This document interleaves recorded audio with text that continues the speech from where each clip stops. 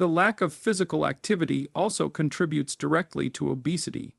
Children who sit for long hours and consume high-calorie snacks while browsing social media are at risk of gaining excessive weight.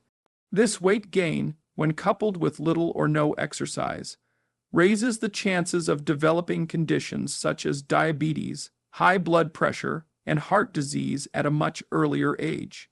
Obesity in childhood often persists into adulthood, and reversing its effects becomes increasingly difficult with time.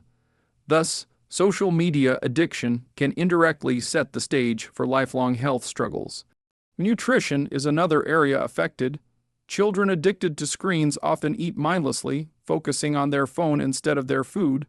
This habit, called distracted eating, leads to overeating because the brain does not register satiety signals properly when attention is divided. As a result, children consume more than necessary, often preferring junk food advertised online or snacks that can be eaten quickly without leaving the screen. This creates a cycle of poor diet choices, leading to deficiencies in essential nutrients that are vital for growth and immunity. In addition to these issues, prolonged screen use and inactivity can weaken the immune system.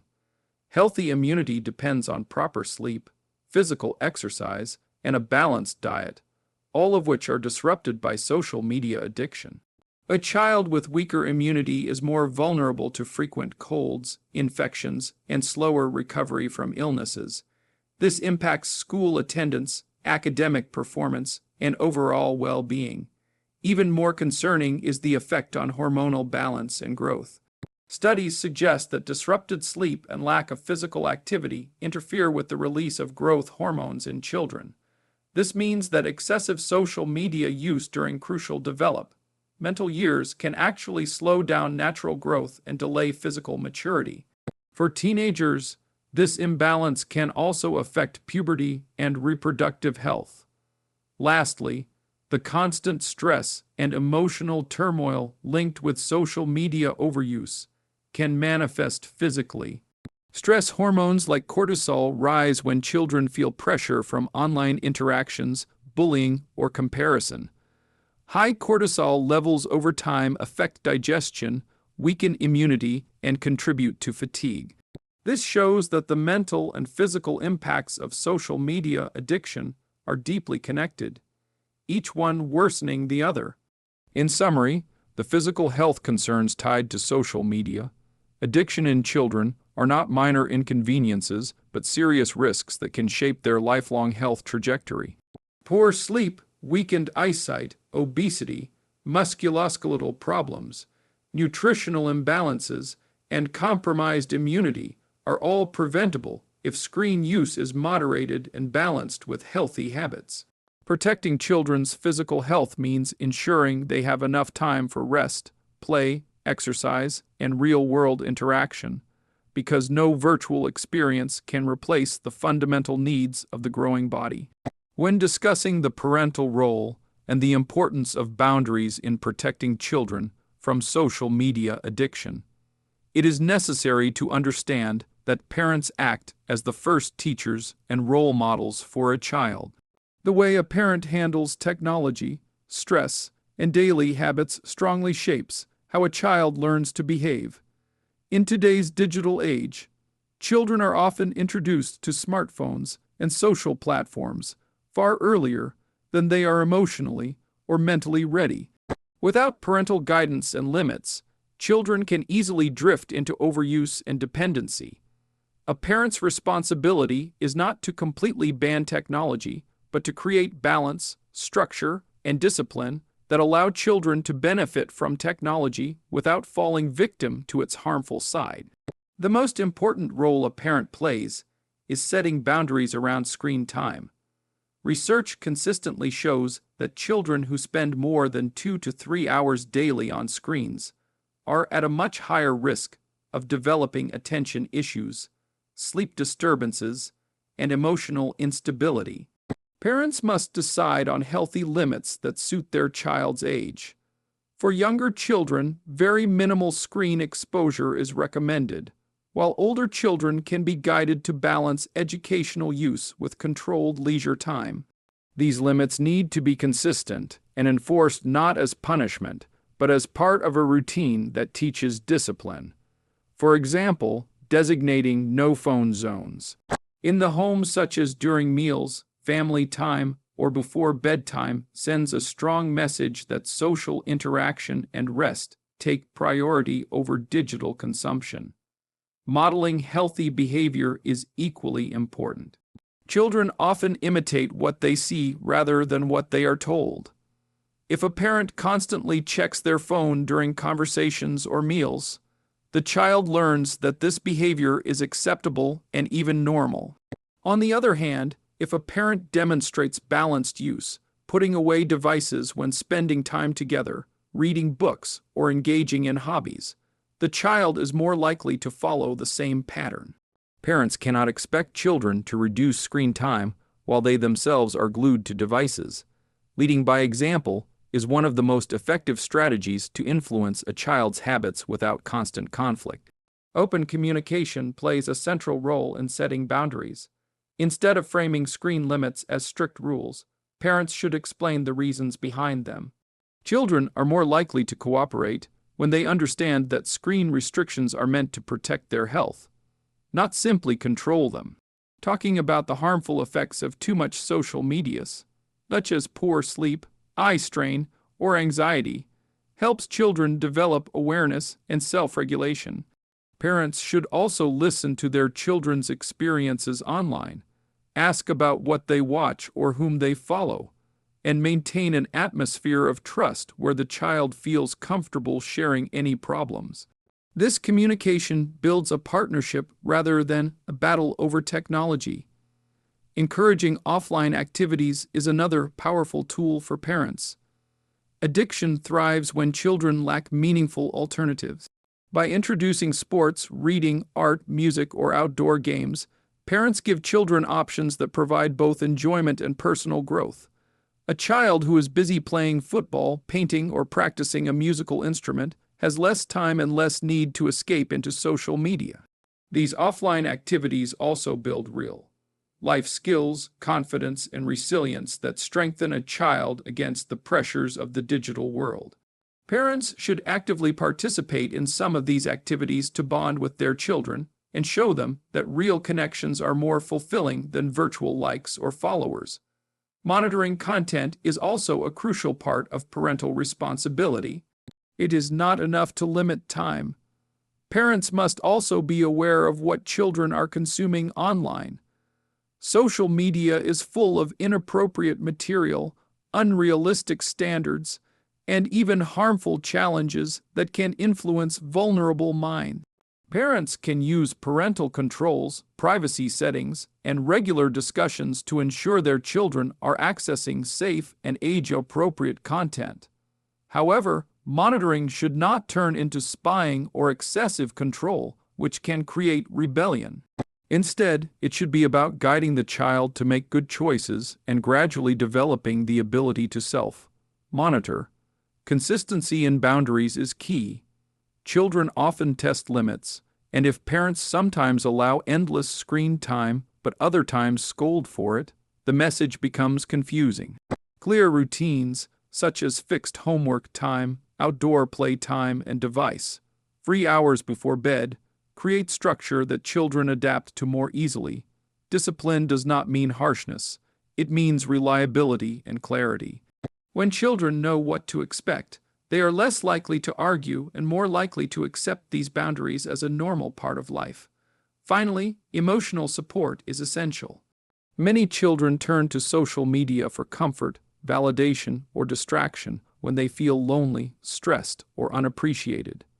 If parents fail to provide emotional presence, the child naturally seeks it elsewhere. By showing love, attention, and understanding, parents fulfill the emotional needs that often drive children to addictive behaviors. A child who feels valued and secure at home is less likely to depend on the shallow validation of likes and comments online. In conclusion, the parental role in saving children from social media addiction is irreplaceable. Parents must combine boundaries with love, discipline with understanding, and restrictions with alternatives. By setting consistent limits, modeling balanced use, encouraging real-world activities, monitoring content, and providing emotional support. Parents create an environment where children can grow up strong, healthy, and capable of using technology wisely. The goal is not to shield children entirely from the digital world, but to prepare them to engage with it in a way that enhances their lives rather than controls them. When we speak about saving children from social media addiction, one of the most powerful strategies lies in offering healthy alternatives and guidance that redirect their time and attention toward activities that enrich rather than deplete their lives. The problem with social media addiction is not only that children spend excessive time online, but also that they lack enough meaningful activities in the real world to balance or replace that time. When a child is bored, lonely, or searching for validation, social media provides an easy escape. Therefore, parents, teachers, and healthcare professionals must work together to introduce constructive routines and opportunities that provide joy, connection, and personal growth without reliance on a screen. The first step is to encourage physical activities. Children's bodies are designed for movement, yet many spend hours sitting indoors glued to devices. Sports, outdoor games, dance, swimming, cycling, or even simple walks with family provide natural stimulation for both the body and mind. Physical activity not only strengthens muscles and bones, but also releases endorphins, the body's natural mood lifters. Unlike the artificial dopamine spikes from social media, these endorphins build genuine happiness and resilience. Regular exercise also improves sleep quality, concentration, and self-esteem, making it a powerful alternative to endless scrolling. Parents should not only enroll their children in activities, but also participate when possible, showing that fun and bonding can happen without a phone. Another valuable alternative is reading. Books engage the imagination, deepen focus, and improve language and comprehension skills. Unlike social media, which encourages quick skimming and shallow engagement, reading requires patience and critical thinking. Introducing children to age-appropriate stories, novels, or even magazines can gradually replace some of the time they spend online. Parents can make reading a family activity, perhaps setting aside time each evening where everyone reads together. This habit not only nurtures intellectual growth, but also provides emotional comfort and stability, offering children a safe escape into meaningful stories instead of endless digital noise. Creative hobbies also play a crucial role.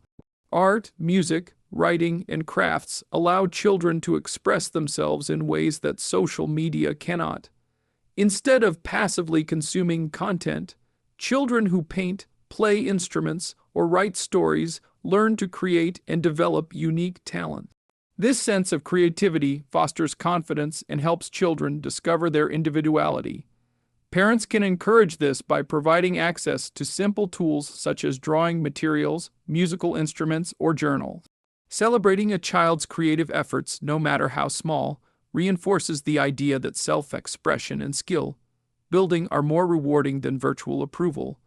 Building strong family connections is another essential alternative. Many children turn to social media for validation and belonging because they feel distant from their families. Simple activities such as cooking together, playing board games, or having regular family outings strengthen bonds and provide emotional support. When children feel valued and loved at home, their need to seek constant approval online diminishes. Parents should make it a habit to spend quality time with their children, listening to them, sharing stories, and creating traditions that give a sense of identity and belonging. Educational guidance is equally important. Instead of allowing social media to be the primary source of information and entertainment, parents and teachers can introduce children to productive digital resources. Educational apps, documentaries, coding platforms, and language learning tools can transform technology into a tool for growth rather than distraction. The goal is not to eliminate screens entirely, but to guide children toward healthier ways of using them. For example, encouraging a child to learn photography, editing, or even basic programming online can shift their attention from passive scrolling to skill development. Another key aspect of guidance is teaching digital literacy. Children must be made aware of the risks of overuse, cyberbullying, misinformation, and online comparison. When children understand how social media manipulates attention and emotions, they are better equipped to resist its addictive pull. Honest conversations about these dangers, conducted in a supportive and non-judgmental way, empower children to make wiser choices. Schools and healthcare professionals can support parents by organizing workshops that teach children how to navigate the digital world responsibly. Sleep hygiene should also be emphasized as a protective factor. Parents can introduce routines such as a digital curfew, where devices are put away at least an hour before bedtime. Replacing late night scrolling with calming activities like reading, journaling, or meditation not only improves sleep, but also helps children reset their minds after a busy day. Adequate rest strengthens mental clarity and emotional regulation, reducing the risk of dependency on social media for mood management. Finally, it is important to remember that alternatives alone are not enough without consistent guidance. Children need encouragement, structure, and sometimes firm limits to ensure these healthier activities become habits. Parents should avoid presenting alternatives as punishments for using social media, but instead highlight their benefits and joys. For instance, instead of saying, "No phone, go play outside," framing it as, "Let's go ride bikes together and get some fresh air," creates a positive association. Guidance is about leading children toward balance rather than forcing them away from technology. In conclusion, healthy alternatives and guidance act as the foundation for protecting children from social media addiction. By promoting physical activity, reading, creativity, family connection, educational tools, digital literacy, and proper rest, we provide children with a balanced lifestyle where screens no longer dominate. The role of parents and caregivers is to not only set rules, but also to walk alongside children, offering encouragement and showing them that fulfillment, joy, and confidence can be built in the real world, far beyond the virtual likes and shares of social media. Let us not wait until addiction has already destroyed futures. Let us rise as parents, teachers, doctors, and responsible human beings to stop this silent epidemic. Replace screens with love, replace loneliness with connection, and replace dependency with discipline. Every child